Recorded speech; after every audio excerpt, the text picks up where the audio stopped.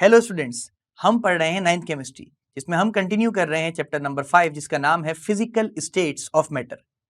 अपनी इस वीडियो में हम पढ़ेंगे बिहेवियर्स रिलेटेड टू लिक्विड्स। आइए सबसे पहले देखते हैं पहला बिहेवियर जिसका ताल्लुक है लिक्विड से, जिसका नाम है एवापोरेशन।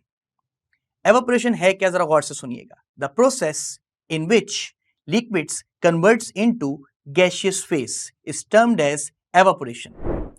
एवापोरेशन में दरहकीकत होता क्या है, आइए समझते हैं। जैसा कि हम सबको मालूम है कि लिक्विड्स के अंदर पार्टिकल्स लेयर्स की फॉर्म में मौजूद होते हैं, यानी one layer upon another layer. तो जैसे ही इन लेयर्स पे कुछ थर्मल एनर्जी पड़ती है, चाहे वो सन की फॉर्म में हो या किसी और रेडिएशन की फॉर्म में हो, तो जो सबसे अपर लेयर होती है उन लेयर के पार्टिकल्स की काइनेटिक एनर्जी इंक्रीज हो जाती है। वैसे तो तमाम लिक्विड के पार्टिकल्स की एवरेज काइनेटिक एनर्जी होती है, पर जब अपर क्लस्टर की यानी अपर लेयर की एनर्जी इंक्रीज होती है तो ये पार्टिकल्स लिक्विड स्टेट से कन्वर्ट हो जाते हैं गैसियस स्टेट में।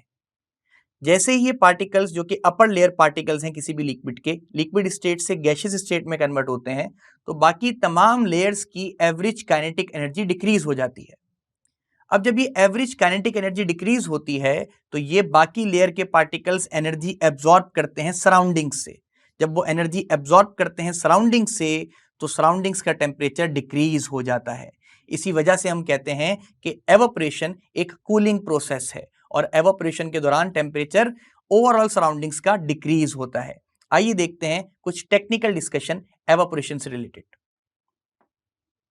देखें स्टूडेंट्स, जैसा कि हमें नजर आ रहा है, the process in which liquids convert into gas phase और gaseous phase is termed as evaporation, or the type of vaporization that occurs at the surface of a liquid as it changes into gaseous phase or gaseous phase.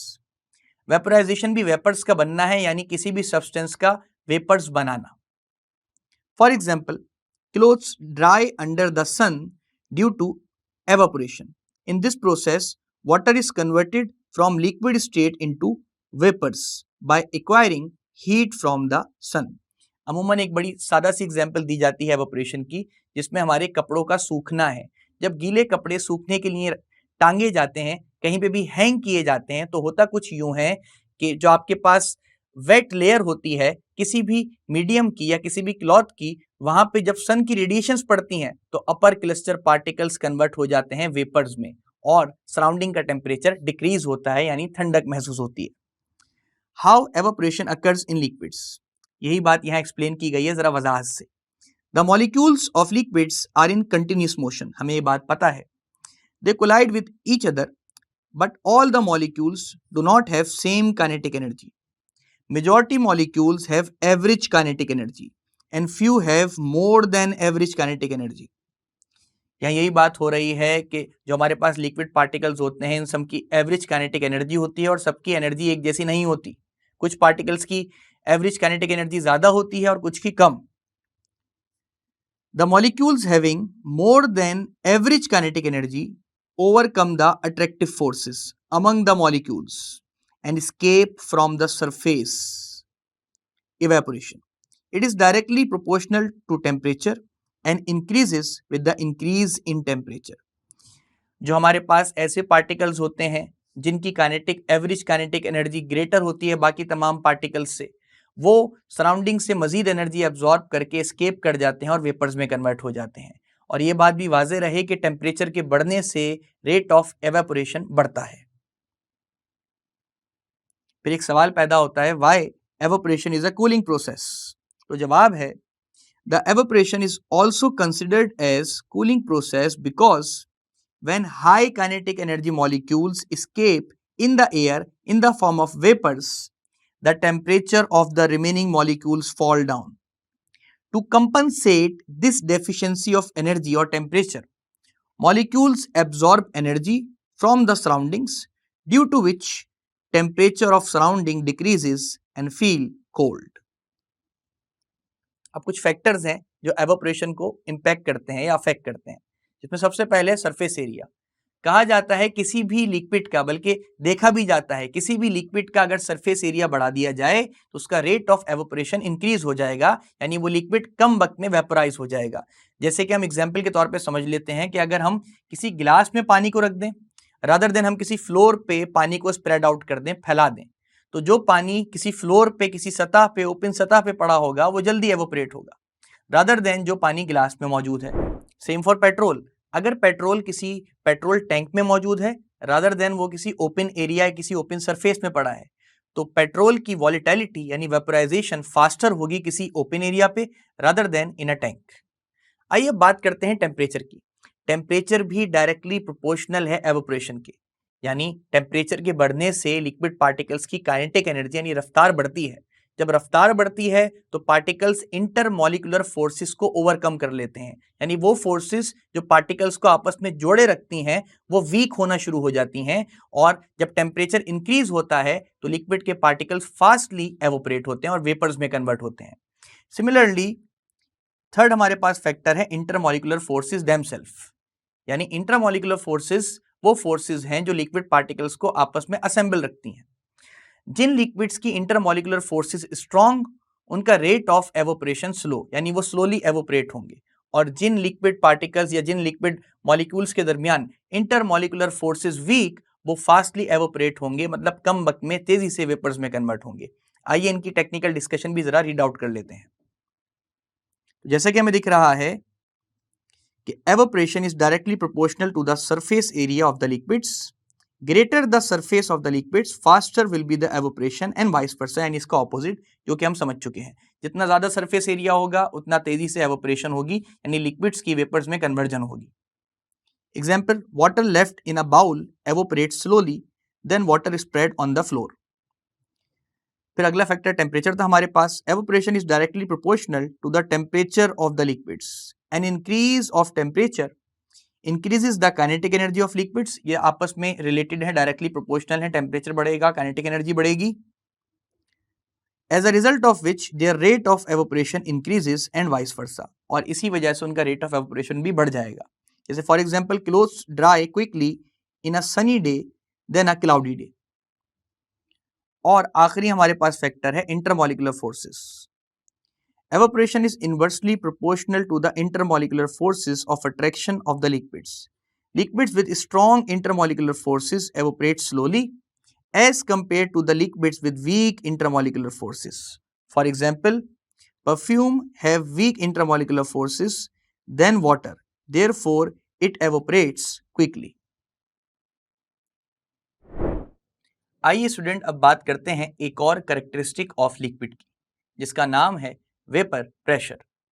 Basically जब कभी भी किसी liquid के अंदर rate of evaporation बराबर हो जाता है रेट ऑफ कंडेंसेशन के, तो हम इस अमल को वेपर प्रेशर कहते हैं। यानी जब लिक्विड के पार्टिकल्स वेपर्स में कन्वर्ट होकर किसी सरफेस पर एक प्रेशर जनरेट करते हैं तो उन वेपर्स का प्रेशर वेपर प्रेशर कहलाता है। आइए देखते हैं। The pressure exerted by vapors at particular temperature when they are in equilibrium with their liquid state is termed as vapor pressure, or the pressure exerted by vapors when rate of evaporation becomes equal to rate of condensation। अब सवाल ये पैदा होता है कि evaporation या evaporation के बारे में तो हमने पढ़ा था कि जब कभी भी कोई लिक्विड गैशियस फेस में कन्वर्ट हो जाए, यानी वेपर्स में कन्वर्ट हो जाए, और ये सारे का सारा फिनोमिनन जो है वो रूम कंडीशंस पे हो, तो इस अमल को हम इवेपोरेशन या एवोपोरेशन कहते हैं। पर अगर इसी का इन्वर्ट कर दें कि कोई हमारे पास वेपर फेस या गैशियस फेस कन्वर्ट हो जाए लिक्विड में, तो इस अमल को हम कहते हैं कंडेंसेशन। तो ये कैसा माजरा है कि रेट ऑफ इवेपोरेशन किसी भी लिक्विड का बराबर हो रहा है रेट ऑफ कंडेंसेशन के, और उस मकाम पे, उस पॉइंट पे जो वेपर प्रेशर अप्लाई कर रहे हैं किसी सतह पर, उसे हम कह रहे हैं वेपर प्रेशर। आइए समझते हैं। अगर हम किसी लिक्विड को, आपको स्क्रीन पे दिखाई दे रहा होगा, एक कंटेनर में लें और ग्रेजुअली उसका टेम्परेचर इंक्रीज हो, तो डेफिनेटली उसमें इवेपोरेशन पाई जाएगी, जिसे वेपोराइजेशन भी कह सकते हैं। वेपोराइजेशन की वो फॉर्म जिसमें लिक्विड स्टेट गैशियस फेस में कन्वर्ट हो, उसे हम इवेपोरेशन कहते हैं या एवोपोरेशन कहते हैं। और अगर इस इवेपोरेशन के दौरान जो हमारे पास कंटेनर है जिसमें से वेपर्स निकल रहे हैं उसकी सरफेस को हम बंद कर दें, क्लोज कर दें, तो डेफिनेटली हमारे पास जो वेपराइजेशन है, जो वेपर्स हैं, उनको एस्केप होने का मौका नहीं मिलेगा और वो एक जगह जाके जमा होना शुरू हो जाएंगे। जब वो एक जगह जाके जमा होना शुरू होंगे तो उनके दरमियान जो अट्रैक्टिव फोर्सेस हैं वो इंक्रीज होंगी, यानी वो एक दूसरे को अट्रैक्ट करेंगे और एक दूसरे के करीब आने की कोशिश करेंगे और इस दौरान वेपर्स कन्वर्ट होंगे लिक्विड में और हम कहेंगे कंडेंसेशन हो रही है। पर ये जो सेकंड स्टेज हमारे पास है इसमें अभी भी वेपराइजेशन का रेट ग्रेटर होगा कंडेंसेशन से, यानी कंडेंसेशन अभी स्टार्ट ही हुई होगी। पर एक मकाम ऐसा आएगा कि जितने पार्टिकल्स टाइम के एतबार से लिक्विड स्टेट से वेपर स्टेट में जा रहे होंगे,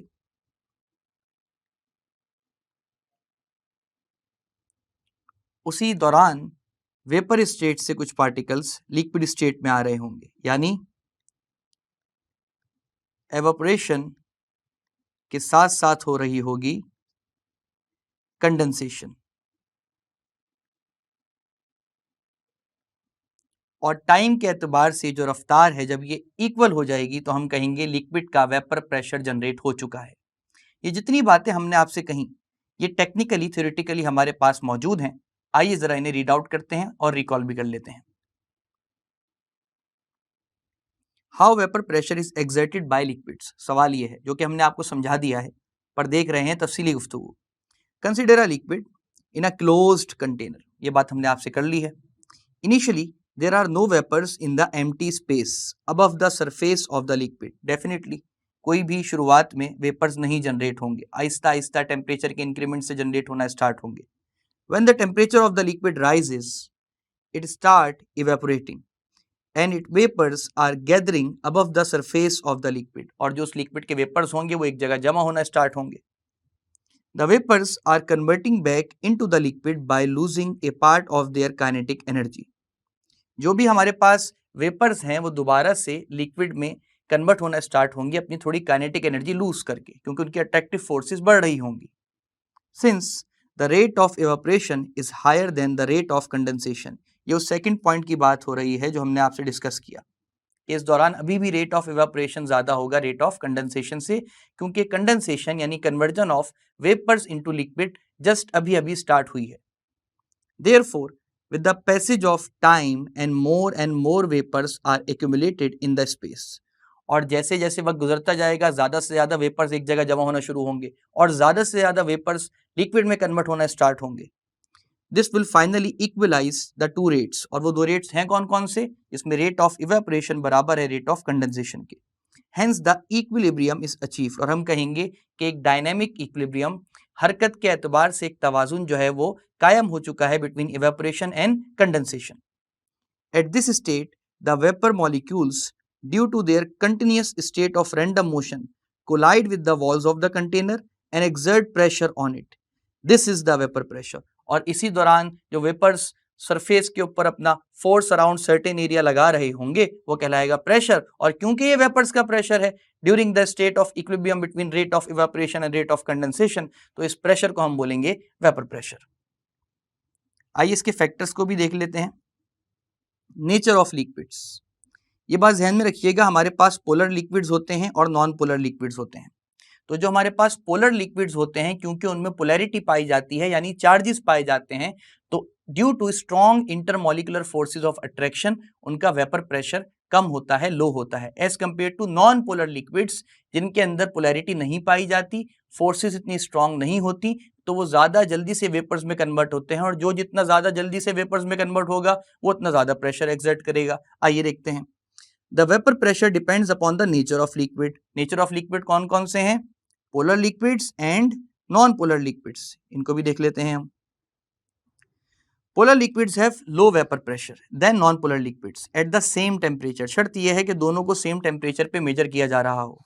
it is because of strong intermolecular forces of attraction and high boiling point in the polar liquids as compare to non polar liquids.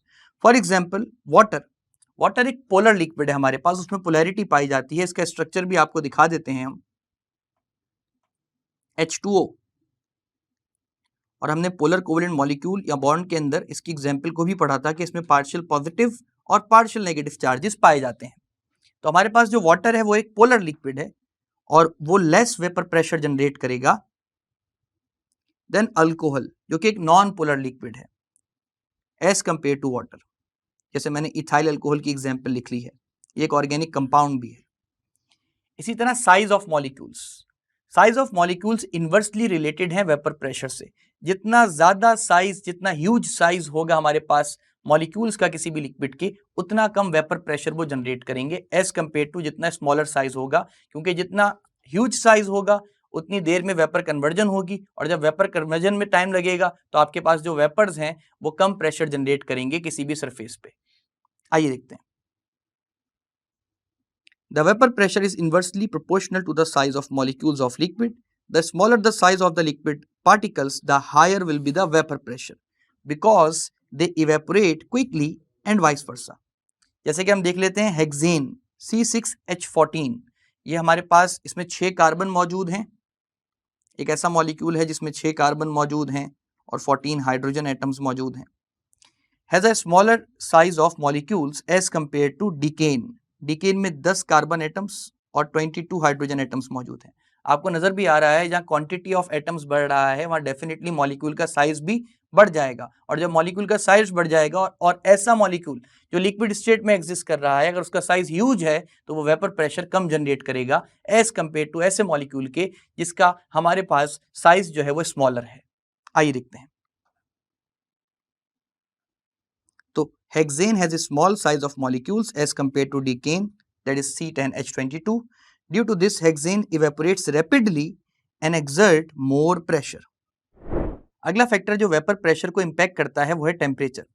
ध्यान में रखिएगा स्टूडेंट्स, किसी भी लिक्विड का अगर टेम्परेचर इंक्रीज किया जाता है तो टेम्परेचर इंक्रीमेंट से लिक्विड के मॉलिक्यूल्स की काइनेटिक एनर्जी इंक्रीज हो जाती है। जब काइनेटिक एनर्जी इंक्रीज हो जाती है तो पार्टिकल्स की स्पीड बढ़ जाती है। जब पार्टिकल्स की स्पीड बढ़ जाती है तो उनकी कन्वर्जन जो है वो वेपर्स में फास्ट हो जाती है, और जब कन्वर्जन वेपर्स में फास्ट हो जाती है, जितने ज्यादा वेपर बनेंगे उतना rate of vaporisation, rate of evaporation या वेपर प्रेशर इंक्रीज होगा आपके पास। और जब वेपर प्रेशर इंक्रीज होगा तो हम ये कह सकते हैं कि temperature is directly proportional to the vapour pressure of the liquid. आइए देखते हैं। The vapor pressure is directly proportional to the temperature of liquids. The average kinetic energy of molecules increases with the temperature, which causes increase in vapor pressure and vice versa. For example, vapor pressure of water at 0 degree centigrade is 4.5 millimeter of hydrogyrum, that is mercury, while at 100 degree centigrade it's increases up to 760 millimetre of mercury, जो कि atmospheric pressure भी कहलाता है। तो आपको नजर आया, जब टेम्परेचर 0 डिग्री सेंटीग्रेड था तो वेपर प्रेशर वाटर का 4.58 मिलीमीटर ऑफ मर्क्यूरी था, यानी जो हम जनरली कह सकते हैं आइस कन्वर्जन। और जब हमारे पास 100 डिग्री सेंटीग्रेड टेम्परेचर हो गया तो हमारे पास वेपर प्रेशर बढ़ गया और हो गया 760 मिलीमीटर ऑफ मर्क्यूरी, जो कि इक्विवेलेंट है एटमॉस्फेरिक प्रेशर के। इसी पॉइंट को हम कोरिलेट करेंगे एक और फैक्टर से जो कि ताल्लुक रखता है लिक्विड्स के बिहेवियर से, और वो है हमारे पास बॉइलिंग पॉइंट। बॉइलिंग पॉइंट है क्या स्टूडेंट्स? जैसा कि अभी आपने पढ़ा कि लिक्विड्स का वेपर प्रेशर होता है और डेफिनेटली एटमॉस्फेयर में पाए जाने वाले एयर गैस का भी एक एटमॉस्फेरिक प्रेशर होता है। तो जब कभी किसी लिक्विड का वेपर प्रेशर इक्वल हो जाए एटमॉस्फेरिक प्रेशर के तो हम कहेंगे समझ को कि बॉइलिंग हो रही है, कोई भी लिक्विड बॉयल हो रहा है। और जब हम इस बॉइलिंग के दौरान उस लिक्विड का टेम्परेचर मेजर करेंगे तो हमारे पास पता लगेगा कि वो टेम्परेचर जो है वो कहलाएगा बॉइलिंग पॉइंट। इसका मतलब the phenomenon in which the vapour pressure of liquid becomes equal to the external pressure or atmospheric pressure is termed as boiling and the temperature is known as boiling point. आइए technically इस चीज को समझते हैं। हमारे सामने जो definition अभी हमने कही वो लिखी हुई भी नजर आ रही है हमें। The temperature at which vapor pressure of liquid becomes equal to the atmospheric pressure या external pressure and the liquid changes into vapors is termed as boiling point and such phenomenon is called boiling. जो factors boiling या boiling point को impact करते हैं उनमें सबसे पहले शामिल है एटमॉस्फेरिक प्रेशर। स्टूडेंट्स, जो एक्सटर्नल प्रेशर हमारे पास होता है अगर वो हमारे पास सरफेस ऑफ अर्थ पे है और सी लेवल पे एयर के मिक्सचर्स और गैसेस अप्लाई कर रही हैं, सरफेस ऑफ अर्थ पे, तो उस तरह के प्रेशर को हम कहते हैं एटमॉस्फेरिक प्रेशर, उसकी वैल्यू होती है 1 एटमॉस्फेयर।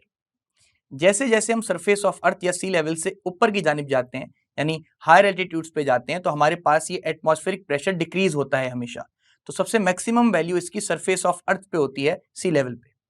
तो हम ये कह सकते हैं कि जब जब एटमॉस्फेरिक प्रेशर बढ़ता है, किसी भी लिक्विड का बॉइलिंग पॉइंट बढ़ता है। अब आइए जरा इसे टेक्निकली समझ भी लेते हैं। The boiling point is directly proportional to the atmospheric pressure.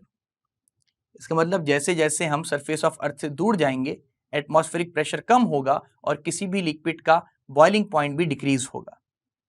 It means that the increase in atmospheric pressure will increase the boiling point of the particular liquid. For example, अगर हम जनरली बात कर देते हैं एक ऐसे कुकिंग डिवाइस की जिसका नाम है pressure cooker. Pressure cooker normal atmospheric pressure से ज़्यादा प्रेशर अप्लाई करता है, एक्सटर्नल प्रेशर अप्लाई करता है किसी भी लिक्विड पे जो उसमें मौजूद होता है। तो इसी वजह से हमारे पास जो नॉर्मल वाटर है, जिसका boiling point surface of earth पे 100 डिग्री सेंटीग्रेड होता है, यानी 100 डिग्री सेंटीग्रेड पे H2O बॉयल हो जाता है, वेपर्स में कन्वर्ट हो जाता है। अगर आप इसे प्रेशर कुकर में बॉयल करते हैं तो ये वैल्यू 100 डिग्री सेंटीग्रेड से ज़्यादा ही होती है। आइए देख लेते हैं। The working of pressure cooker which applies more external pressure during the cooking of meal or any food. फिर बात करते हैं नेचर ऑफ लिक्विड की। डेफिनेटली हमारे पास जो पोलर लिक्विड्स होते हैं, जिनमें पोलैरिटी पाई जाती है, जो पोलर कोवलेंट मॉलिक्यूल्स होते हैं, उनके अंदर हमारे पास स्ट्रॉन्ग इंटरमॉलिक्यूलर फोर्सेस पाई जाती हैं। और जब फोर्सेस ऑफ अट्रैक्शन हमारे पास बढ़ जाता है तो डेफिनेटली उनको ओवरकम करने के लिए ज़्यादा टेम्परेचर प्रोवाइड करना पड़ता है। यही वजह है जो हमारे पास पोलर लिक्विड्स होते हैं उनके बॉइलिंग पॉइंट्स की वैल्यू अक्सर ज़्यादा ही होती हैं as compare to non polar covalent molecules या नॉन पोलर कोवलेंट लिक्विड्स। आइए देखते हैं। Polar liquids have high values of boiling points due to strong forces of attraction, यही बात हमने अभी आपसे कही, between their molecules as compared to non-polar liquids. For example, boiling point of water, which is a polar liquid, has high value, that is 100 degree centigrade, as compared to diethyl ether, जो कि एक non polar liquid है और इसकी value होती है 34.6 degree Celsius. तो इसका मतलब पानी नॉर्मल कंडीशंस पे 100 डिग्री सेंटीग्रेड पे बॉयल हो रहा है, जबकि डाइथाइल एथर जो कि एक नॉन पोलर लिक्विड है हमारे पास, वो 34.6 डिग्री सेंटीग्रेड पे बॉयल हो रहा है। तो ये बात वाज़ेह हो गई कि नेचर ऑफ लिक्विड्स में जो पोलर लिक्विड्स होंगे उनके बॉइलिंग पॉइंट की वैल्यूज ज़्यादा होंगी और जो नॉन पोलर लिक्विड्स होंगे उनकी बॉइलिंग पॉइंट की वैल्यूज कम होंगी। अगला फैक्टर भी हम ऑलरेडी डिस्कस कर चुके हैं और वो है इंटरमॉलिक्यूलर फोर्सेस ऑफ अट्रैक्शन। हमें ये बात पता है ऐसे लिक्विड्स जिनमें फोर्सेस ऑफ अट्रैक्शन स्ट्रॉन्ग है उनके बॉइलिंग पॉइंट की वैल्यूज ज़्यादा, और जिनमें फोर्सेस ऑफ अट्रैक्शन वीक है उनके बॉइलिंग पॉइंट की values come. Boiling point is directly proportional to the intermolecular forces of attraction. Liquids with strong intermolecular forces of attraction exert a level of vapor pressure at high temperature and vice versa.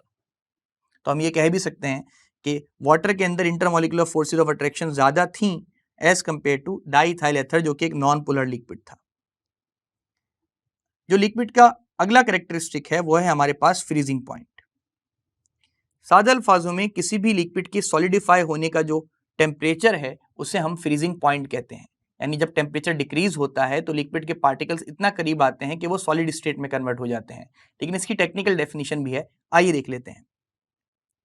The temperature at which the vapour pressure of liquid state becomes equal to the vapour pressure of its solid state is known as freezing point of a liquid. At this temperature liquid and solid state coexist in dynamic equilibrium, यानी दोनों एक साथ पाई जाती हैं। आप कह सकते हैं कुछ हद तक हमारे पास लिक्विड स्टेट होता है और कुछ हद तक हमारे पास सॉलिड स्टेट होता है। इनके फैक्टर्स में सबसे इंपॉर्टेंट फैक्टर है इंटरमॉलिक्यूलर फोर्सेस। ऐसे लिक्विड्स जिनकी इंटरमॉलिक्यूलर फोर्सेस स्ट्रॉन्ग है हमारे पास, वो हायर टेम्परेचर पे फ्रीज हो जाते हैं एज कम्पेयर टू ऐसे लिक्विड्स जिनके intermolecular forces of attraction weak हैं, वो लोअर टेम्परेचर पे, उन्हें मुश्किल से उनके पार्टिकल्स असेंबल होते हैं आपस में और बहुत ज़्यादा लोअर टेम्परेचर पे सॉलिडिफाई होते हैं। आइए देख भी लेते हैं। Strong intermolecular forces are pulled together to form a solid at high temperature. Due to this they show high temperature for freezing point. जितने भी हमारे पास ऐसे लिक्विड्स हैं, molecules with lower intermolecular forces solidify on lower temperatures. For example भी शामिल है हमारे पास, आइए देखते हैं। The freezing point of water यानी liquid with strong intermolecular forces, जिसमें पोलैरिटी भी पाई जाती है। बात पढ़ पढ़ के हम रिकॉल कर करके जो है थोड़ा बहुत थक चुके हैं, लेकिन जिस चीज़ की टकरार बार बार की जाती है वो जहन दिल में करार पा जाती है, तो डेफिनेटली इस चीज़ को हम बार बार रिकॉल कर रहे हैं। The freezing point of water, जिसमें पोलैरिटी है, स्ट्रॉन्ग इंटरमोलिकुलर फोर्सेज हैं, वहाँ पे हमारे पास हाई टेम्परेचर पे H2O आइस में कन्वर्ट हो रहा है, जो कि 0 डिग्री सेंटीग्रेड है, as compare to ethyl alcohol जिसमें वीक इंटरमोलिकुलर फोर्सेज हैं, वो मजीद लोअर टेम्परेचर पे सॉलिडिफाई हो रहा है, दैट इज -114 डिग्री सेंटीग्रेड। तो ये फ्रीजिंग पॉइंट से रिलेटेड कुछ अहम मालूमात थी। आइए अब बात कर लेते हैं लिक्विड्स की डिफ्यूजन की या डिफ्यूजिबिलिटी की। जैसा कि हमने कहा था आपसे, the spreading of particles from their region of higher concentration to lower concentration and to form a homogeneous mixture is termed as diffusion, and the ability or tendency of such substance is known as diffusibility. तो liquids का अमल जो है वो भी diffusion कहलाएगा, और हर liquid की अपनी सलाहियत डिफ्यूज होने की, फैलने की जो सलाहियत है वो कहलाएगी डिफ्यूजिबिलिटी। ये बात ध्यान में रखिएगा स्टूडेंट्स कि लिक्विड्स की जो डिफ्यूजिबिलिटी है वो गैसेस के मुकाबले में कम ही होती है। उसकी वजह है कि लिक्विड की स्ट्रॉन्ग इंटरमोलिकुलर फोर्सेज होती हैं एज कम्पेयर टू गैसेस। यही वजह है कि वो डिफ्यूज तो होते हैं, पर जिस रफ्तार और जिस तेजी से गैस के पार्टिकल्स डिफ्यूज होते हैं, लिक्विड के पार्टिकल्स डिफ्यूज नहीं होते। इसकी सादा सी एग्जांपल है कि अगर हम ड्रॉप ऑफ इंक वाटर में डाल दें तो डेफिनेटली, या कोई भी कलरफुल लिक्विड किसी और लिक्विड में होमोजेनाइज कर दें, मिक्स कर दें, तो वो उसमें फैल जाएगा, यानी एक सेम अपीयरेंस वाला सोल्यूशन बना लेगा, और आप डिस्टिंग्विश नहीं कर सकते कि अब इंक कहाँ है या वो कलरफुल सब्सटेंस कहाँ है और वाटर कहाँ है। वो मिलने के बाद एक जैसा हो जाएगा, यकसा हो जाएगा। तो हम यही कहते हैं कि लिक्विड्स भी डिफ्यूज होते हैं, पर इनका रेट ऑफ डिफ्यूजन यानी कि डिफ्यूजिबिलिटी स्मॉलर होती है, स्लोअर होती है as compare to rate of diffusion of gases. आइए देख लेते हैं। The mixing of two or more substances so as to form a homogeneous mixture is called diffusion. The spreading of particles from area of higher concentration to lower concentration is termed as diffusion. ये बात भी हम बार बार पढ़ चुके हैं। For example, a drop of dye और कोई कलरफुल सोल्यूशन हमारे पास या कलरफुल सब्सटेंस और any coloured solution diffuses through water, पानी में फैल जाता है। उसका एक ड्रॉप भी अगर हम जो है वो पानी में ऐड कर दें। According to the kinetic molecular theory, the liquid molecules are in cluster form. हमें पता है ये बंच की फॉर्म में होते हैं, one layer upon another layer, and are close to each other that are one layer upon another layer. This is due to strong attractive forces bind them as compared to gases, यानी intermolecular forces of attraction strong होता है as compared to gases. Their particles are fairly free to move as compared to gases. यानी ये gases की तरह ज़्यादा freely move नहीं कर सकते, हाँ कुछ हद तक मूव कर सकते हैं, फ्लो कर सकते हैं, पर गैसेस की तरह फार अपार्ट नहीं होते, रैंडम मोशन नहीं करते, जिस स्टेट पे हमारे पास या जिस डिग्री पे हमारे पास गैसेस फेज जो है वो फ्री मोशन करते हैं। Hence, the molecules of liquids can diffuse into one another, but the rate of diffusion in liquids is slower than the gases. अब फैक्टर्स क्या क्या हैं ये भी देख लें। साइज ऑफ मॉलिक्यूल समझ में आने वाली बात है। जिन मॉलिक्यूल्स का साइज ह्यूज होगा उनका रेट ऑफ डिफ्यूजन स्लोअर होगा लिक्विड के मॉलिक्यूल्स का एज कम्पेयर टू ऐसे लिक्विड्स के मॉलिक्यूल्स जिनका साइज स्मॉल है। तो शॉर्टली हम कह सकते हैं कि size of molecules is inversely related to the rate of diffusion of liquids. आइए देख लेते हैं। Liquids with huge size molecules diffuse slower than that of liquids with small size molecules. It means that diffusion of liquids is inversely related or inversely proportional to the size of molecules. Shape of molecules, कुछ liquids में हमारे पास regular arrangement होती है, कुछ जगह irregular arrangement होती है molecules की। तो जहाँ रेगुलर अरेंजमेंट होती है, यूनिफॉर्म अरेंजमेंट होती है, तरतीबवार होकर अरेंजमेंट होती है, ऐसे लिक्विड्स जल्दी डिफ्यूज होते हैं, फास्टली डिफ्यूज होते हैं एज कम्पेयर टू ऐसे लिक्विड मॉलिक्यूल्स जहाँ इरेगुलर अरेंजमेंट ऑफ पार्टिकल्स है। इसका एक एग्जाम्पल मैं आपको दिखा देता हूँ। लेट सपोज ये मेरे पास मैंने सारे सर्कल्स ड्रॉ कर दिए, one layer upon another layer. इस तरह की अरेंजमेंट को मैं कह सकता हूँ regular arrangement.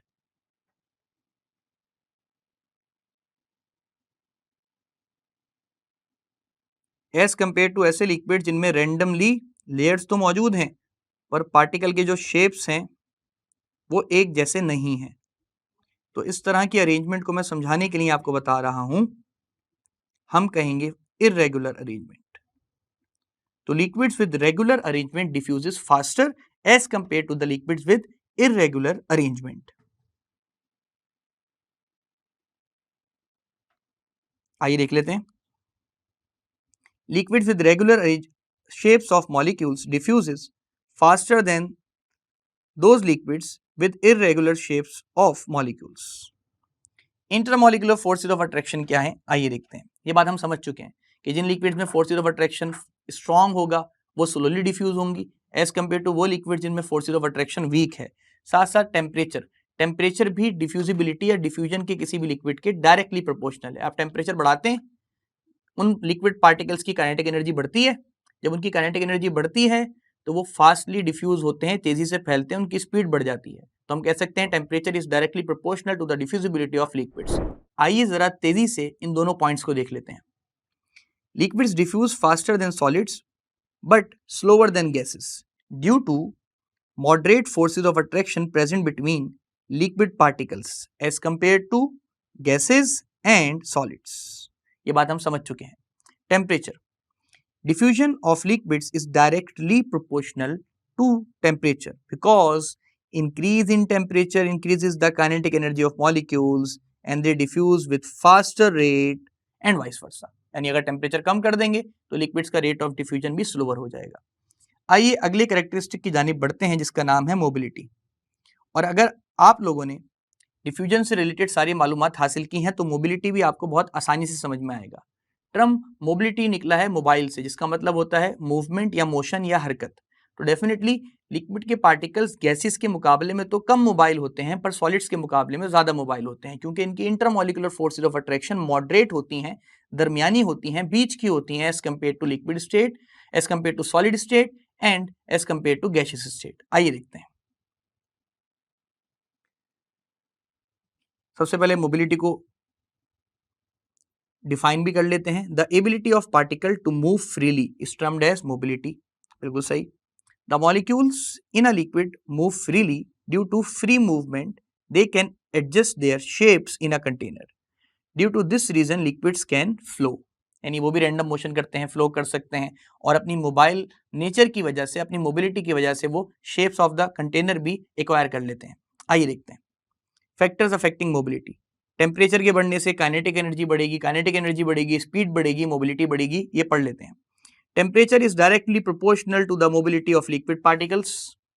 Mobility increases by increasing the temperature. When the temperature increases in a liquid, movement of molecules increases accordingly with the increase of kinetic energy and vice versa. यानी temperature कम करेंगे, kinetic energy कम होगी, speed slow होगी, mobility भी slow down हो जाएगी.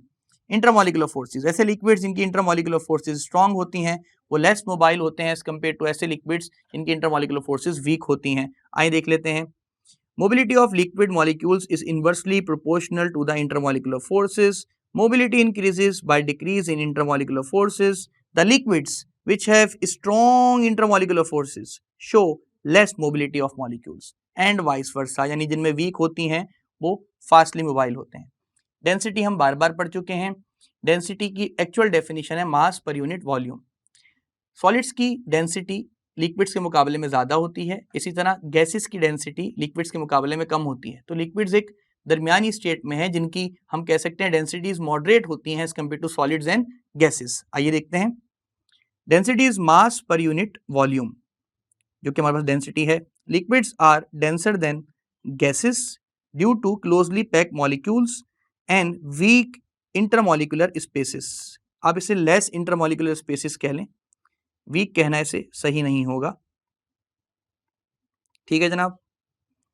As the closely packed molecules of liquids have strong intermolecular forces, they cannot expand freely. यानी जिस तरह गैस के मॉलिक्यूल्स आराम से एक्सपेंड हो जाते हैं, डिफ्यूज हो जाते हैं, लिक्विड्स में क्योंकि कुछ बेहतर इंटरमॉलिकुलर फोर्सेस पाई जाती हैं तो ये आराम से एक्सपेंड नहीं हो सकते. And show definite volume which makes liquid denser than gases but less denser then solids. इसका यूनिट भी हम पढ़ चुके हैं, फॉर्मूला भी पढ़ चुके हैं. Density is equal to mass upon volume, D is equal to M upon V. Unit हमारे पास है ग्राम अपॉन क्यूबिक डेसीमीटर यानी G upon D M cube. और डी एम क्यूब के बजाय हम लीटर भी लिख सकते हैं क्योंकि हम अपनी प्रीवियस वीडियोस में कई बार समझ चुके हैं कि 1 लीटर इक्विवेलेंट होता है 1 डी एम क्यूब के. Factors affecting density. अगर हम किसी भी हमारे पास लिक्विड का टेम्परेचर राइज अप करें, इंक्रीज करें, तो उसकी डेंसिटी में बेसिकली फ़र्क ऐसे आता है कि जब टेम्परेचर इंक्रीज होता है तो वॉल्यूम बढ़ता है, और जब वॉल्यूम बढ़ता है तो डेंसिटी रिड्यूस होती है थोड़ी बहुत। तो आइए देखते हैं। Liquids are less affected by temperature, इतना खासा फर्क नहीं होता पर होता है। As by increasing the temperature liquid increases their volume which decreases the density a little bit.